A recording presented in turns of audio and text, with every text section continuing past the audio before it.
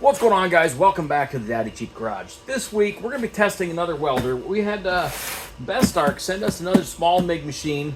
This is a Mig145 7 gen. It's a 110 volt welder. It's definitely an entry-level beginner's welder. But we're going to go ahead and we're going to get this thing unboxed and we're going to see what it's all about.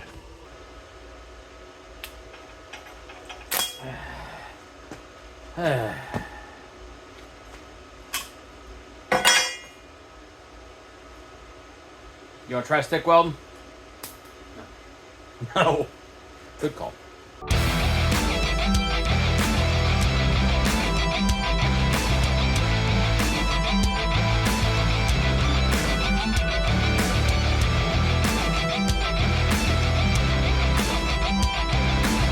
So this is just the inner carton. It came in another box packed with a bunch of them little air-filled things that my dog just goes nuts over. But it was packaged well. As you can see, this box is in pristine condition, so no shipping problems with it.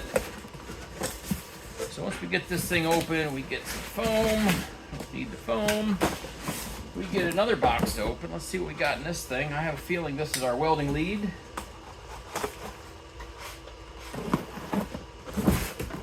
Which means I probably should be careful jabbing a knife into it. Alright, so we got some spare tips. We have a roller for the wire feeder.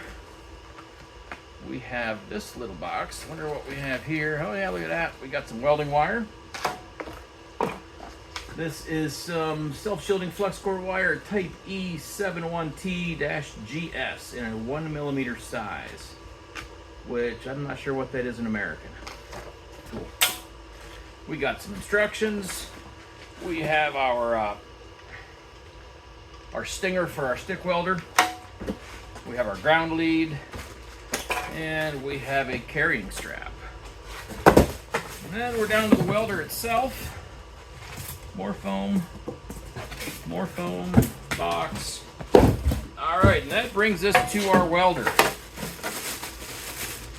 It'd be better if it was Daddy Jeep green, but we'll take what we can get here. This is a nice little aqua color. All right, so this thing looks pretty darn small. I think much like my Art Captain welder, which this thing really looks an awful lot like. I love the size of it because you can just take it under a vehicle with you. You can take it with you to an off-road park. Just super handy to have a nice small machine like this. So we're gonna go ahead and pop this thing open. Inside, there's a wire feed button. That's pretty slick. The Art Captain didn't have that, so we're already a step ahead. There's our drive wheel, other drive wheel. This is the drive wheel we can change out. Oh, look at that. This drive wheel is actually knurled, so that's a nice feature, which I know the original Art Captain I have does not have a knurled drive wheel. So again, that's another plus for this guy already. Go ahead and get some wire in here. All right, we got the 110 hooked to it. Power switch in the back. Fan kicks on right off the bat. Nice LED display. We're on TIG currently. We're on MMA and then to MIG.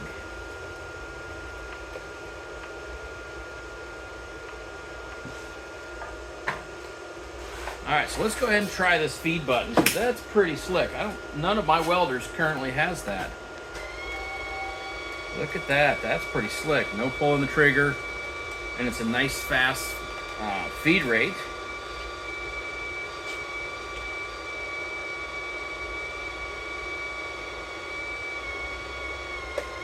There it is. That was slick. I really like that feed button. I wish more of my welders had that. Alright, so we have this thing all powered up now. I kind of familiarized myself with the instruction manual a little bit. It is definitely written in Chinese American. It's a little hard to read. But we got through it, understood some things. There is some useful information in there. It is nice that we do have a little more control with this machine. So this first bottom little button on the bottom left is your wires. Your wire diameter, so I'm going to set it to the 40 thousandths, which is the 1mm, which is 0.093 or 039 inches. So I'm going to go ahead and set that. In the back of the book, there is a chart that gives you your settings based on your material thickness. And I think there was under the lid too. Let's double check that. Yes. All right, so we're welding the 1/8 inch material. So I've got it set at 90 amps per this little chart in the lid. Roughly, it's between a couple values, but we're gonna try that. I've got it on gasless, I've got it on Meg, I've got it on 40 thousandths for my wire. So I think we're ready to glue some metal here. So the ground, when you're using flux core wire, needs to go on the positive side. So now that we have that correct, let's try a little welding again.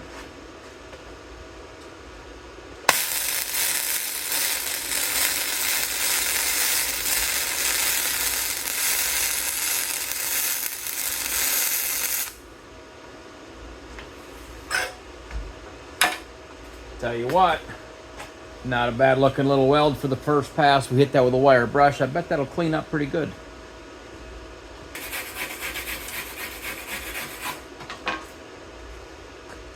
Yeah, it's not too bad. A little spot in the middle, a little bit of a hole, but it really didn't lay in bad. For flux core, I'm not overly unhappy with that. Let's go ahead and run another one.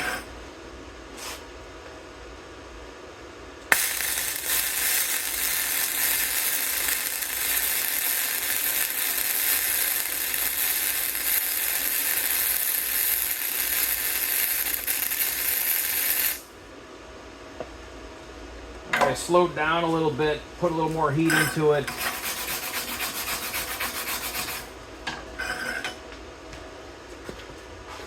You know, it's a little rough, a little bit of spattery, but it's flux core. Not bad. You see the penetration, I got heat affected all the way through, even on the first pass when I didn't go as fast. Or go as slow, rather. So not bad, off to a good start. I think I want to try it with a little more power and see what it does. Let's take it right up to, it goes to 135. Let's just go to 100 and see what happens.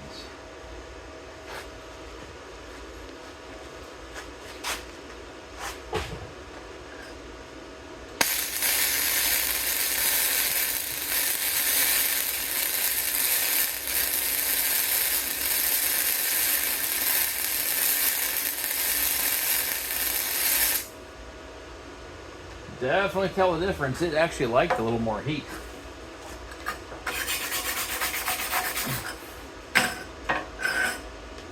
Alright, so there it is. Again, a little ugly because it's flux, but it laid in a nice solid weld. It penetrated pretty good through the material. So far so good. So I went ahead and I pulled out the old Arc Captain. And again, it's a similar machine. It actually costs a little bit more than the Bestarc. And being the Arc Captain is a little bit older, there's definitely some better features in this this Bestarc machine. I like the LED screen. I like that I have a little more control. Again, there's not a ton of control in these small machines. I can't change my wire speed, and that's okay. The machine is doing a really good job of matching my wire speed to what I'm doing, and I don't know how it does that, but it really surprisingly works well. I was apprehensive when I first tested the Arc Captain for that same reason, as I like to have the control, but it seems to adjust and work well with however you're feeding it. So that works good. I'm going to run a few more beads. I think I'm going to crank it up. Let's turn this thing up to like 120 and see what it does on this thin material. So that's 120 amps, 19.7 volts. Let's see what happens.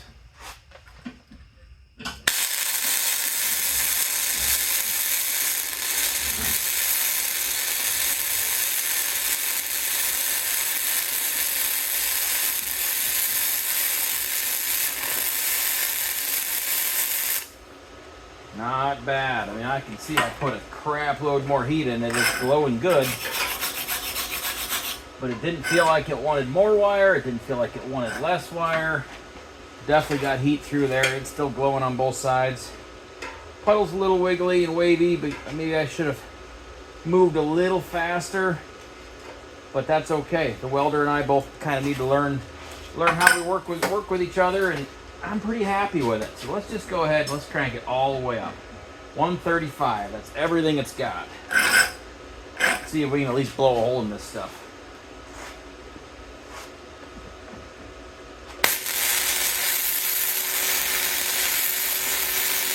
cooking.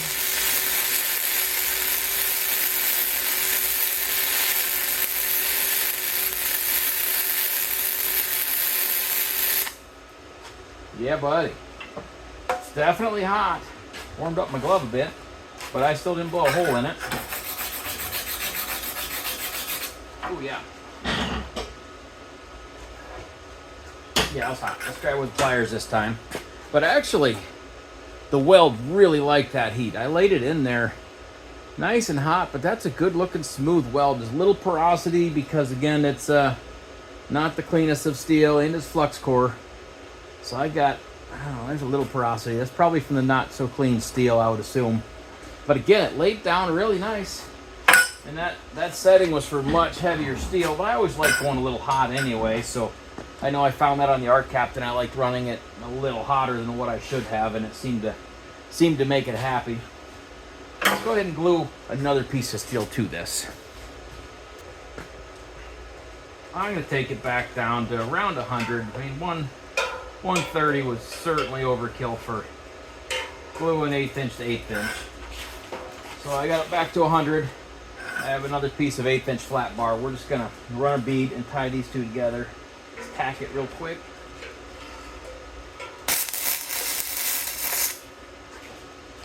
Alright, there's my starter tack. Let's go ahead and run it downhill on one side, uphill on the other.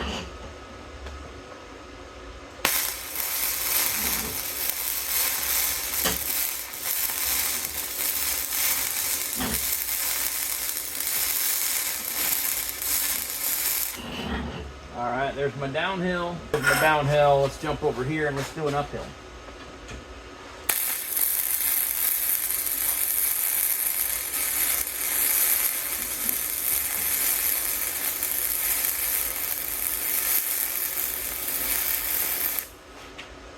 Yeah, it seemed to weld about the same both ways. It didn't seem to prefer one over the other.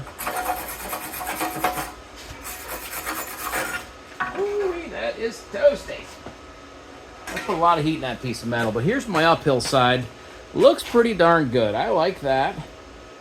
And then my downhill, it doesn't look as good. This thing seems to like uphill a little better than downhill, but that could have been the operator, because not the greatest welder in the world. I do all right. My stuff stays together. But, yeah, I think maybe downhill could have been a little bit my fault. But the uphill looks a lot better. All right, next test. You know, I said I wasn't the greatest welder in the world, and now we're going to try stick welding. And I'm going to prove to you that I really ain't the greatest welder in the world, because I am not good at stick. Let's go ahead and change our process to stick. I think I'm going to leave my settings the same, so I'm at 20 amps, 20.8 volts. It's probably going to be about the same for both processes. So I left my ground where it was in the positive side. I put my my stinger in the negative. Again, change my setting to stick. All right, so we've got our farmer rod, our 7018 in here. Got it to about 90 amps. Let's see what that does.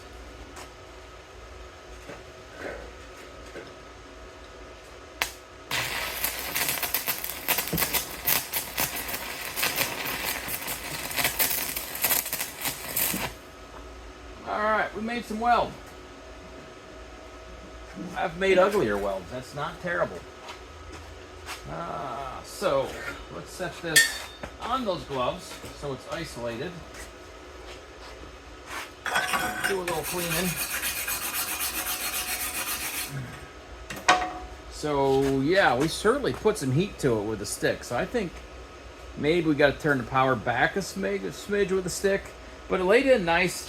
I'm not good at stick, and I don't see me using the stick feature a whole heck of a lot. I know I need to practice with it more, but I probably won't, because I just MIG weld everything.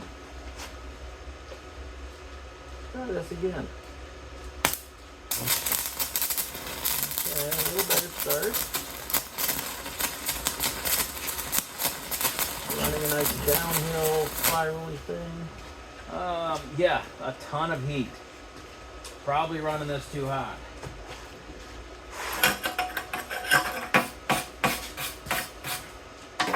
But it's pretty clean. I've seen uglier welds. One thing I didn't really cover was the ground clamp. This is actually probably the nicest ground clamp on any of my welders. So very happy with the ground clamp. And so far I'm happy with everything this little machine has done. The size is fantastic. I can take it with me to off-road parks, use it in a parking lot off a generator. If I had a big enough inverter, I might even be able to run it off of an inverter from a vehicle, but it's not likely. You probably need a generator to put out enough amps to run a machine like this. So if you guys want one of your own Bestarc welders, I've got a link down below so you can order one from Amazon. Make sure to use my link so I can get a couple dollars back from it. And it's a good little machine. I would recommend it, especially for a beginner or a hobbyist or somebody doing light welding work, doing exhaust work, maybe some body panel stuff. I wouldn't be welding a frame together with this anytime soon, but it's still a very useful machine. I know my other small welders I've really enjoyed for exhaust work. So again, this is no exception. It's gonna be a great little machine for that kind of work. I'm gonna go ahead and hand this over to my son so he can do some work on his car with it.